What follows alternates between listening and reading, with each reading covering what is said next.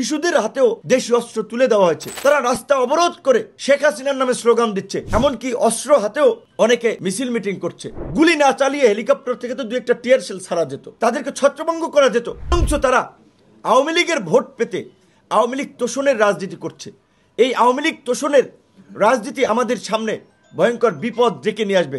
তাই রাজনৈতিক দলসমূহকে আমরা পরিষ্কার করে বলতে চাই, নির্বাচনের পূর্বে আপনাদের সকলের ঈমান সঠিক হওয়া দরকার, জাতির সামনে অঙ্গীকার করা দরকার। সাউথ টাউনে হোক আপনার স্বপ্নের আবাসন, শতভাগ রেডি প্লট, সাথে সাথেই সাফ কাবলা রেজিস্ট্রি। আওয়ামী লীগ এবং তার দোসর জাতীয় পার্টি সহ এই ফাঁসিবাদের সহযোগীদের প্রশ্নে আপনাদের অবস্থান জাতির সামনে পরিষ্কার করতে হবে যে আওয়ামী লীগ এবং তার দোসরদের প্রশ্নে রাজনীতিতে আমরা বিন্দুমাত্র ছাড় দিব না। আমরা পরিষ্কার করেছি যে যারা আওয়ামী লীগের সাধারণ ভোটার, সাধারণ কর্মী, যারা গত 16 বছরেও জনগণের উপরে কোনো নির্যাতন, নিপীড়ন, জুলুম, অত্যাচার করে নাই, তাদের জন্য সকল দলের রাজনৈতিক দ্বার উন্মুক্ত। তারা রাজনীতি করবে, তারা এই দেশের নাগরিক। কিন্তু যারা গত 16 বছরে হত্যা, লুটপাট, গুম, খুন এবং জনগণের উপরে নির্যাতন, নিপীড়ন চালিয়েছে, তাদের কোনো ক্ষমা নাই। রাজনৈতিক দলসমূহকে পরিষ্কারভাবেই বলবো, এই বিষয়ে আপনাদের অবস্থান পরিষ্কার করতে হবে। অন্যথায় আপনাদের কারণেই কিন্তু এই ফ্যাসিবাদ ফিরে আসবে। আইন শৃঙ্খলা বাহিনীর আমরা এই লকডাউন এবং এই আওয়ামী ফ্যাসিবাদকে নির্মূল করতে দুর্বলতা লক্ষ্য করছি। আপনারা দেখেছেন গতকালকে ফরিদপুরের মহাসড়কে আপনার শিশুদের হাতেও দেশীয় অস্ত্র তুলে দেওয়া হয়েছে। তারা রাস্তা অবরোধ করে শেখ হাসিনার নামে স্লোগান দিচ্ছে, গোপালগঞ্জে স্লোগান দিচ্ছে, এমনকি অস্ত্র হাতেও অনেকে মিছিল মিটিং করছে। আইন শৃঙ্খলা বাহিনীর নাকের ডগায় কিভাবে এটি সম্ভব হচ্ছে?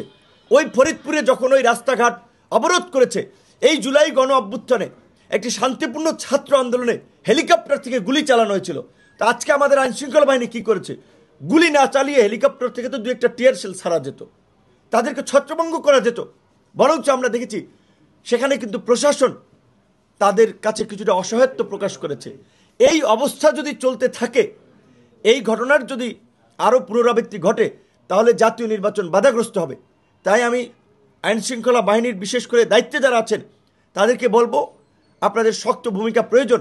আমার মনে হচ্ছে আমাদের কাছে যে সমস্ত তথ্য আছে, সরকারের গোয়েন্দা সংস্থাগুলো, সেটা ডিজিএফআই বলেন, এনএসআই বলেন, এসবি বলেন, তারা একই লাইনে কাজ করছেন না।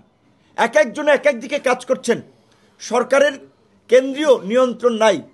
এই অবস্থা যদি চলতে থাকে, তাহলে কিন্তু আগামী নির্বাচন সুষ্ঠুভাবে সম্পন্ন করা সম্ভব না। আমরা জানি এইখানে বসে পুলিশ হেডকোয়ার্টারে এখনও স্বরাষ্ট্রমন্ত্রী আসাদুজ্জামান খান কামালের আপন ভাতিজি এখনও পুলিশ হেডকোয়ার্টারে আছে, কাদের আশ্রয় প্রশ্রয় আছে? নিশ্চয়ই সরকারের যারা ওইখানে বসে আছেন তাদের। এবং এটা বাস্তব যে এইভাবে সরকারের বিভিন্ন পদস্থ কর্মকর্তা দু একজনের বিরুদ্ধে ব্যবস্থা নেওয়া হয়েছে। গত 16 বছরে যাদের ডিএনএ টেস্ট করে চাকরি দেওয়া হয়েছিল, উচ্চ পদে বসানো হয়েছিল, তাদেরকে কিন্তু খুব বেশি রদবদল করা হয় নাই। কাজেই নির্বাচনের ক্ষেত্রে এখনও যেই সময় আছে, এই সময়ে যদি সরকার, আইন শৃঙ্খলা বাহিনী, প্রশাসনকে যদি ঢেলে না সাজায়, তাহলে কিন্তু আমরা যেভাবে একটা নির্বাচন চাই, ডক্টর ইউনূস যেভাবে একটি নির্বাচন দেওয়ার অঙ্গীকার করেছেন যে বাংলাদেশের ইতিহাসে সবচেয়ে একটি উৎসবমুখর, একটি অংশগ্রহণমূলক নির্বাচন হবে, সেটি কিন্তু সম্ভব হবে না।